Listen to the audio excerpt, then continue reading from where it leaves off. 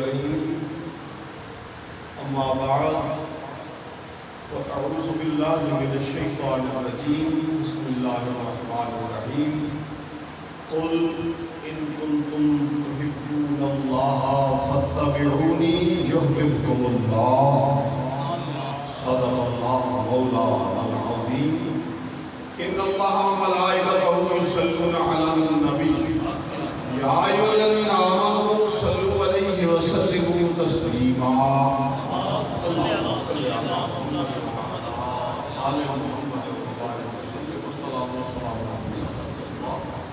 وعلى آلك وأصحابك يا أيها الله محترم مولانا حاجی عابد محمد اسلم صاحب حافظ سرفراز صاحب حافظ اسلم صاحب دیگر شہداء محفوظ آج اشرف النورین رضی اللہ تعالیٰ عنہ کی 9ویں محفل ہے۔ کل حسینیہ مسجد میں انشاءاللہ عشرے کی آخری محفل میرے پاس مختلف موضوعات پر بیانات ہوتے رہے۔ جمعہ کے خطبات میں بھی علماء نے بیان کیا، اخبارات میں بھی کالم آئے، آپ لوگوں نے سنا پڑھا۔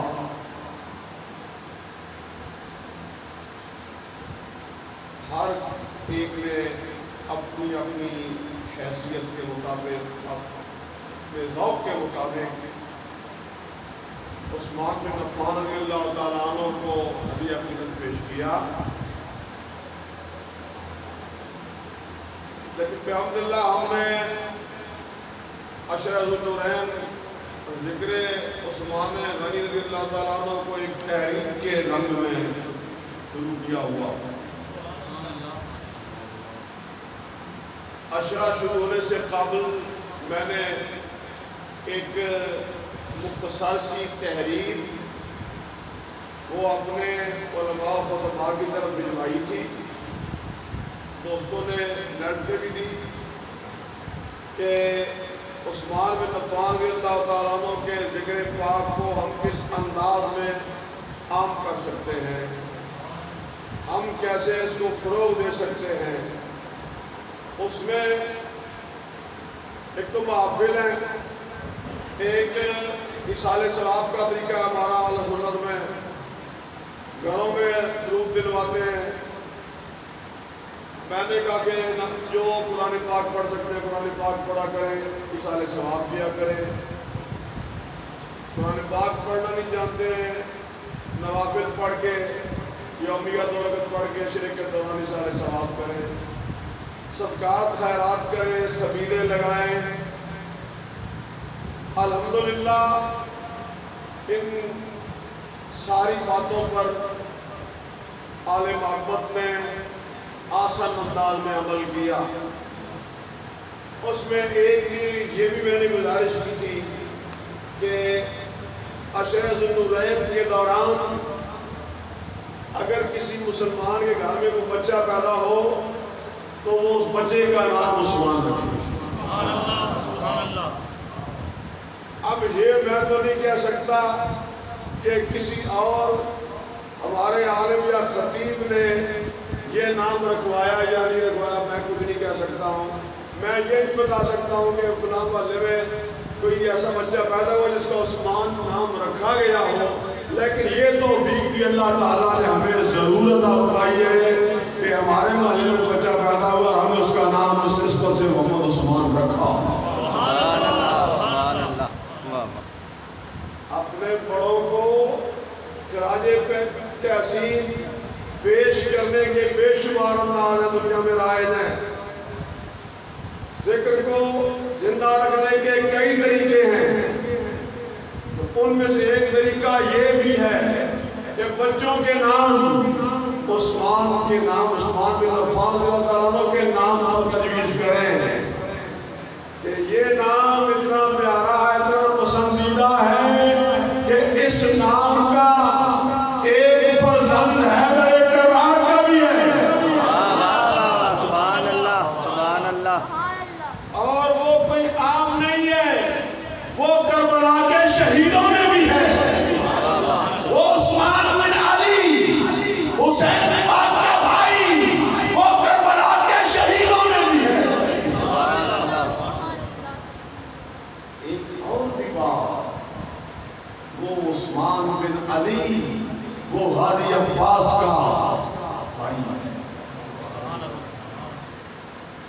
حضرت حسین پاک رضی اللہ تعالیٰ عنہ آپ سمیت آپ کے یعنی 7 بھائی، حیدر کرار کے 7 بیٹے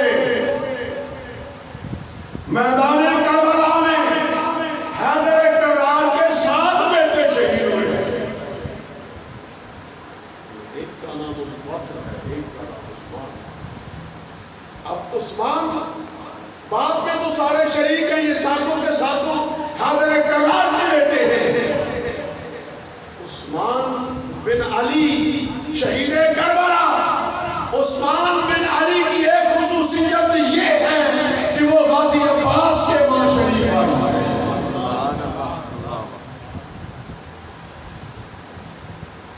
غازی عباس علمدار جو کہلاتے ہیں، اب ان کو تو چھوڑے نا، انہوں نے تو نام لینا ہی نہیں ہے، اپنے پتہ نہیں یہ بات کیوں نہیں بتاتے، اس کو کھول کے بتائیں دنیا۔ غازی عباس علمدار جب انہوں نے وفا کی ہے تو عثمان بن علی نے کون سی میں وفائی کی ہے؟ دونوں شمر کے بھانجے ہیں، عباس بن علی، عثمان بن علی، دونوں شمر کے بھانجے ہیں۔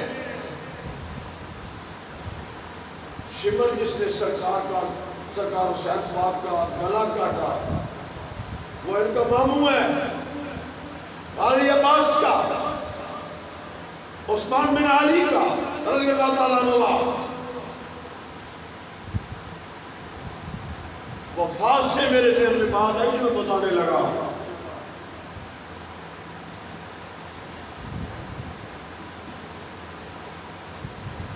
شمر آیا اپنے بھانجوں کے پاس، نام لے لے کے ان کو متوجہ کیا اور کہنے لگا کہ اب بھی وقت ہے، آپ میرے رشتہ دار ہو، میرے بھانجے ہو، آپ اب بھی حسین سے الگ ہو جاؤ، میں تمہاری جان بچا لوں گا، میں امان لے کے آیا تمہارے لیے۔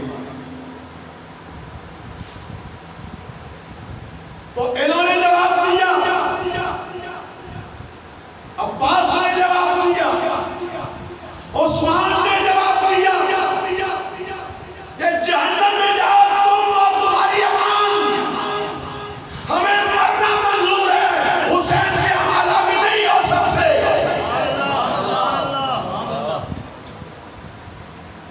عباس نے وفا کے جھنڈے گاڑے، ہمیں تو کوئی ماننے میں تکلیف نہیں ہے، لیکن عثمان بن علی نے کون سی بے وفائی کی ہے؟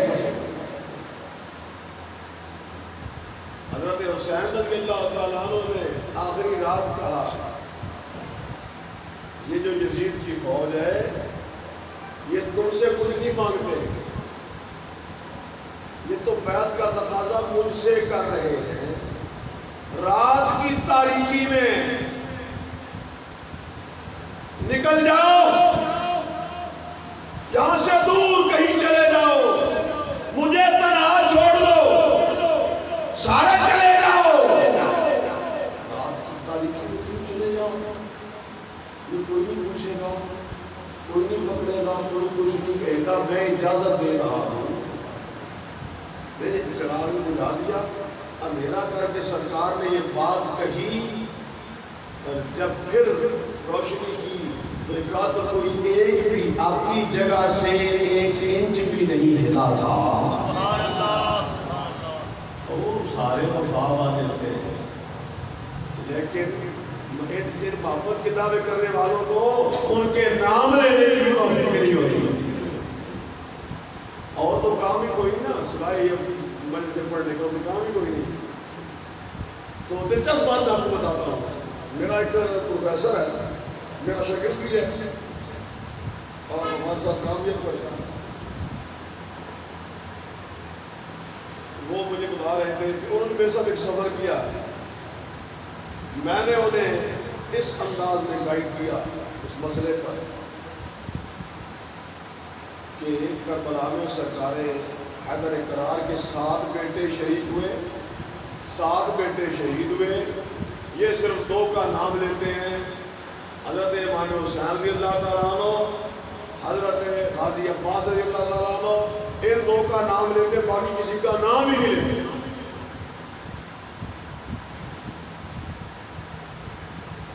حالانکہ خود ان کی کتابوں میں لکھا ہوا ہے، جو فلسطینوں نے جاری کی ہے اس میں بھی یہ نام موجود ہے.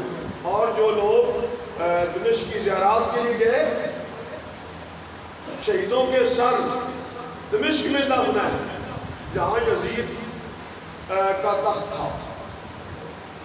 کربلا یہ عراق میں ہے جہاں اجسام دفن ہوئے. شہیدوں کے مقدس سر کربلا سے کوفہ لے جائے گئے، کوفہ سے دمشق لے جائے گئے، اور دمشق میں وہ سر دفن ہیں. وہاں 14 شہیدوں کے سر دفن ہیں. جو لوگ زیارت کر کے آئے ہیں ان سے آپ پوچھ لیں، خواہ وہ جس مذہب کے بھی ہو، ان سے پوچھ لیں آپ وہاں کیا نام لکھے ہوئے ہیں. یہاں کربلا کے شہیدوں کے سر دمشق میں دفن ہیں، وہاں کیا نام لکھے ہوئے ہیں. ارے ان میں ابو بکر بھی ہے، ان میں عمر بھی ہے، ان میں عثمان بھی ہے. ابو بکر بن علی، عثمان بن علی، عمر بن حسن، ان ناموں کے شہید ان میں موجود ہیں. ان کی کتابوں میں بھی لکھا ہوا ہے، لیکن کبھی ان کا نام ہی نہیں لیتے. کبھی سارے ثواب میں تو نام لے لو، چلو صرف شہادت تفصیلی نہ سناؤ، اپنے اجتماع کو بتاؤ تو صحیح نا کہ ان کے یہ نام ہے. کتنی ناانصافی کی بات ہے، کتنا ظلم ہے، کتنی زیادتی ہے کہ وہ کربلا میں سرکار حسین کے ساتھ جانے کو مان کر رہے ہیں اور یہ اپنی وجہ سے ان کا نام ہی نہیں لیں گے. تو یہ میں بیان کرتا رہتا ہوں. میں نے اپنے پروفیسر صاحب کو بھی یہ بات جو سمجھائی، اس نے پلے باندھ لی. چند دن کے بعد پھر ایک سفر پہ گئے، وہ میرے ساتھ تھے، تو انہوں نے مجھے بات بتائی. ادھر فوٹو کاپی کی ایک شاپ ہے، میں وہاں گیا. وہاں جو ڈیل کر رہا تھا وہ خصوصی مسئلہ کا بندہ تھا. تو ادھر گاہکوں میں ایک بندہ آ کے بیٹھا میرے ساتھ، اور وہ انہوں نے آپس میں گفتگو شروع کر دی. وہ جو ساتھ بیٹھا تھا وہ بھی کہیں سے میری یہ دلیل سن کے گیا تھا.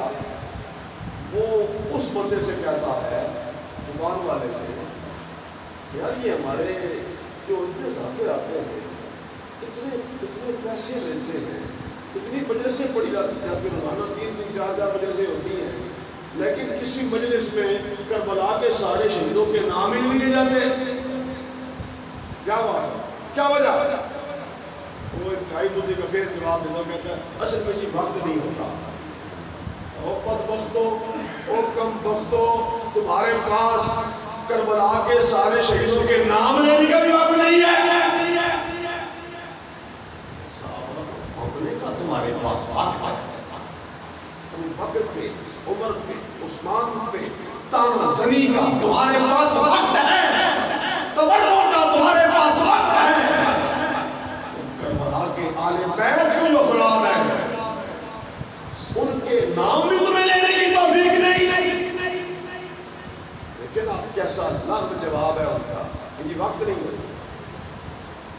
کیا کرنے کے لیے آتے ہو؟ دنیا میں کئی ایسی ناانصافی آپ نے سنی ہے. 17 ہماری تحقیق کے مطابق 19 ہماری کتابوں میں 19 نام آئے. وہ کہہ رہی 17 ہیں کربلا میں شہید ہونے والے اہل بیت کے افراد. پھر آج تک اپنے لوگوں کو تم 17 کے نام گن کے نہیں بتا سکے. کوئی ناانصافی کی حد. انہوں نے جانے قربان کی، انہوں نے بھی ہجرت کی ہے، وہ بھی سرکار کے ساتھ مکہ سے گئے ہیں، انہوں نے بھی پیاس برداشت کی ہے، انہوں نے بھی پرچیاں لے کھائے ہیں.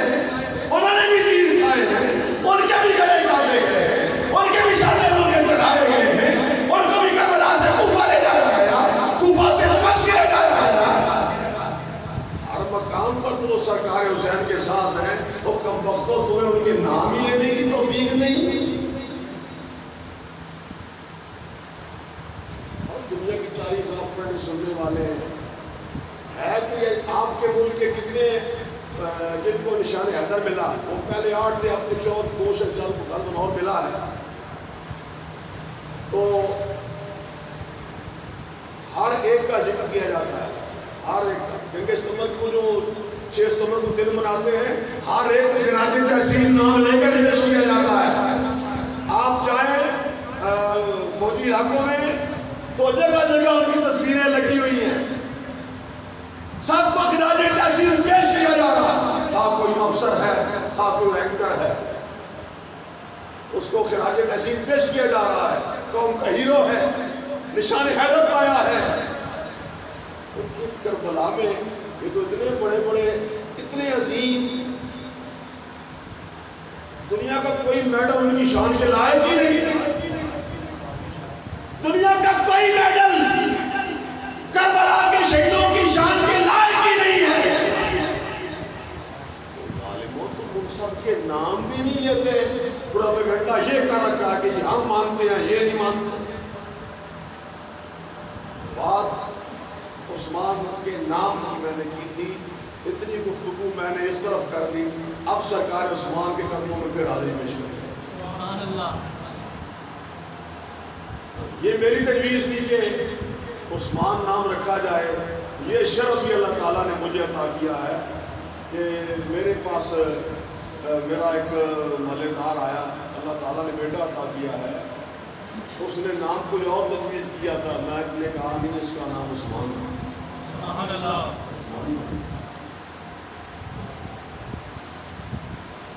آج میں آپ کی خدمت میں بیان کرنا چاہتا تھا سرکار عثمان کی حضور سے محبت. سرکار ابد قرار کے ساتھ محبت، یہی اصل و نصول ہے، یہی اصل و نصول ہے.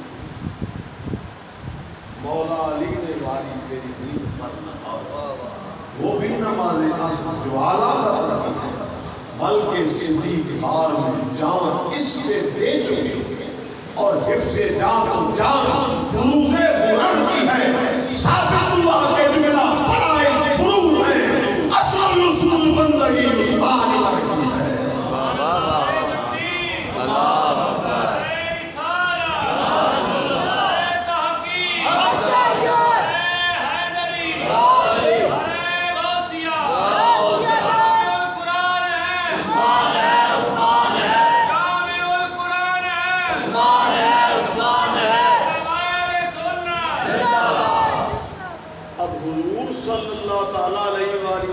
کے ساتھ محبت کے اظہار کے بے شمار انداز ہیں،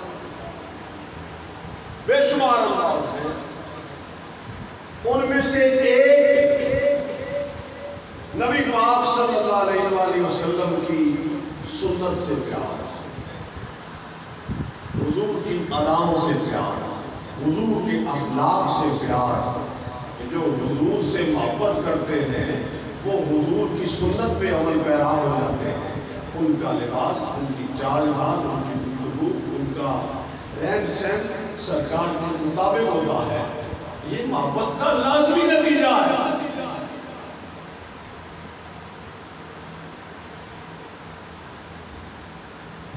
حضور صلی اللہ علیہ وسلم نے جو فرمایا ہے، سرکار تشریف لائے، اپنی بیٹی حضرت رقیہ سلام اللہ علیہا، جو حضرت عثمان بن عفان کی زوجہ محترمہ تھی، سرکار تشریف لائے. حضرت رقیہ عثمان بن عفان کا سر دھلا رہی ہے. حضور نے فرمایا یا بنیۃ احسنی الی ابی عبداللہ فإنہ اشبہ اصحابی بی خلقا. میری پیاری بیٹی عثمان بن عفان کے ساتھ نیک سلوک کرنا، تمہارا رویہ عثمان کے ساتھ بہت اچھا ہونا چاہیے، اس لیے کہ عثمان میرے سب صحابہ سے زیادہ، سب صحابہ سے زیادہ خلق میں میرے مشابہ عثمان بن عفان ہے.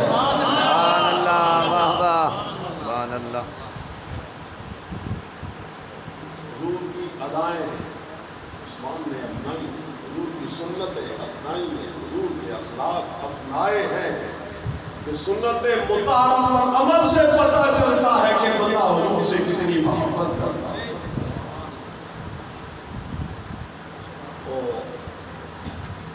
ایک روایت میں عرض کروں کہ میں تھوڑا بہت افضل کر دوں گا یعنی اسی سنت پر عمل کے حوالے سے. ایک دفعہ حضرت عثمان بن عفان رضی اللہ تعالی عنہ نے وضو کی اور 3 دن بعد جب وضو کرتے ہیں اس کے بعد عثمان بن عفان رضی اللہ تعالی عنہ نے فرمائی وضو کیا. وضو کرنے کے بعد حضرت عثمان رضی اللہ تعالیٰ عنہ کھڑے ہوئے. کھڑے ہو کر آپ مسکرائے. دیکھنے والے حیران ہوئے. بظاہر کوئی وجہ معلوم نہیں ہوتی. وضو کیا اور کھڑے ہو کر مسکرانے لگے ہیں. اس کی کیا وجہ ہے؟ اس میں کیا حکمت ہے؟ اس مسکراہٹ کا راز کیا ہے؟ سوال کیا کہ آپ وضو کر کے کھڑے ہوئے تو کیوں مسکرائے ہیں؟ اس کی کیا حکمت ہے؟ فرمایا اور کوئی وجہ موجود نہیں ہے، بس وجہ یہ ہے میں نے دیکھا میرے آقائے کریم نے ایک دفعہ وضو کیا تھا، حضور وضو کر کے کھڑے ہوئے تھے اور کھڑے ہو کر سرکار مسکرائے تھے.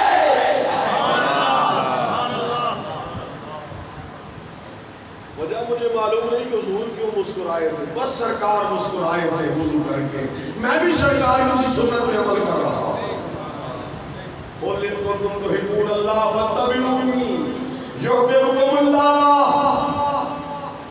وَيَغْفِرْ لَكُمْ ذُنُوبَكُمْ. کہہ دو اے میرے حبیب صلی اللہ تعالیٰ علیہ وسلم، لوگو اگر تمہیں اللہ سے محبت کا دعویٰ ہے پھر میری پیروی کرو، میری اتباع کرو. یحببکم اللہ، اللہ تم سے محبت کرے گا، تمہارے گناہ معاف دے گا. میری پیروی کرو. جو حضور کی پیروی کرے وہ اللہ کا محبوب بن جاتا ہے. تو عثمان غنی حضور کی کیسی پیروی کرتے ہیں؟ حضور خود گواہی دے رہے ہیں. اشرف صحابی بھی خود کا میرے سب صحابہ سے زیادہ خود کوئی میرے مشابہ سرکار کی اداؤں پہ مر مٹنے والا، سنتوں سے پیار کرنے والا، حضور کی اتباع کامل کرنے والا اللہ کا محبوب ہے. جو بھی ہو حضور کا غلام تو حضور کی سنت پر آپ کے اخلاق کو ایسے اپنائے حضور کہیں سب سے زیادہ میرے مشابہ عثمان بن عفان ہے. عثمان بن عفان کی شان محبوبی کس طرح سے محبت کا ایک اور انداز.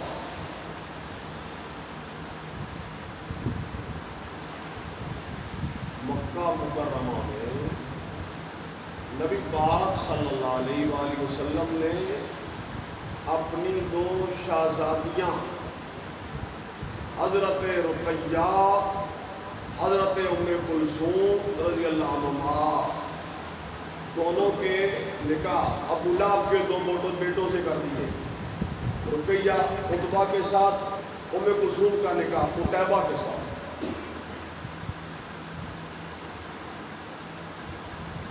جب سورۃ تبت یدا ابی لہب نازل ہوئی، ابو لہب اور اس کی بیوی کی مذمت میں پوری سورہ اتری تو وہ بڑا غصے میں آیا. اپنے بیٹوں کو حکم دیا محمد صلی اللہ علیہ وسلم کی بیٹیوں کو طلاق دے دو. عتبہ نے رقیہ کو، عتیبہ نے ام کلثوم کو طلاق دے دی. ایک وقت میں جس کی 2 بیٹیوں کو طلاق ہو جائے کتنا دکھی ہوتا ہے. بیٹی کا گھر اجڑ جانا کوئی معمولی بات تو نہیں ہے. رخصتی ابھی نہیں ہوئی، یہ ضرور ہے ابھی رخصتی نہیں ہوئی. ہلاک تو ہوگی، حضور کتنے دکھی ہوئے ہوں گے اس وقت. ہم تو لگتا ہے حضور اداس ہیں، دکھی ہیں. ایسے میں جب دنیا حضور کی دشمن ہے بظاہر تو کامیابی کے آثار موجود نہیں ہیں. جماعت کمزور ہے، تعداد میں تھوڑے ہیں، چند غربا آپ کے ساتھ ہیں. ابو بکر صدیق اور حضرت عثمان ایسے تو لوگ تھوڑے تھے، زیادہ تو غربا اور مساکین تھے، غلام تھے. جماعت تو ہے کمزور. تو ایسے میں کون ہے جو اس بندے کے ساتھ جو بظاہر پہ یار و مددگار ہو اس کے ساتھ آپ نے رشتہ کاٹے؟ یہ محبت ہی تھی جو عثمان کو حضور کے قدموں میں لے گئی.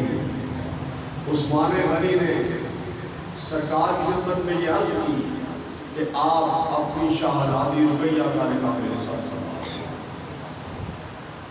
یہ محبت ہے.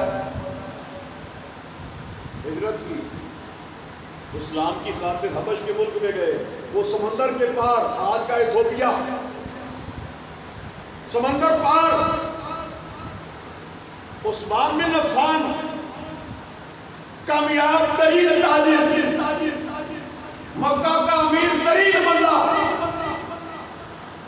کیسا وہ شہزادوں والے انداز، اتنا خوبصورت بندہ، اتنا دولت مند بندہ. لیکن اس نے رشتہ مانگا تو رسول اللہ. یہ محبت ہے، اسلام سے محبت ہے، حضور سے محبت ہے. رقیہ اور عثمان رضی اللہ عنہما ہجرت کرتے ہیں ایمان کی خاطر، تبلیغ دین کی خاطر. مکہ سے نکل جاتے ہیں، بلڑیا جہاز حبشہ پہنچ جاتے ہیں. حضور صلی اللہ علیہ وسلم آنے جانے والوں سے حالات پوچھتے رہتے ہیں کہ جو ہمارے مہاجر گئے حبشہ میں ان کا کیا حال ہے. آپ پوچھتے بھی کسی نے عثمان و رقیہ کو بھی دیکھا ہے؟ ایک خاتون نے یہ خبر دی، میں نے دیکھا عثمان کو، میں نے دیکھا رقیہ کو. رقیہ گدی پر سوار ہیں. عثمان نے رسی پکڑی ہوئی ہے. اس حال میں نے جا کے دیکھا ہے. اور بغیر محبت کی ایسی قربانیاں کوئی دے سکتا ہے؟ امیر ترین بندہ، کامیاب ترین تاجر، غیر ملک میں اس حال میں جب یہ خبر سنی ہے سلامت، سرکار کو اطمینان ہوا تو حضور نے فرمایا لوط علیہ السلام کے بعد اپنے آل کے ساتھ پہلا بندہ ہے جس نے ہجرت کی ہے، عثمان بن عفان. ابراہیم علیہ السلام نے ہجرت کی، حضرت سارہ کو لے کے گئے، ساتھ لوط علیہ السلام نکلے، اپنی زوجہ کو لے کے گئے. حضور نے فرمایا لوط علیہ السلام کے بعد جس نے اپنے گھر والوں کے ساتھ اپنی زوجہ کے ساتھ ہجرت کی ہے سب سے پہلا بندہ عثمان بن عفان رضی اللہ تعالیٰ. پھر واپس آئے، پھر مکہ سے مدینہ کی ہجرت. وہ ہجرت ہو گئی سن 2 ہجری میں، جنگ بدر ہوئی. حضرت رقیہ ہے بیمار، چیچک نکلی ہوئی، چیچک کے عارضے میں مبتلا.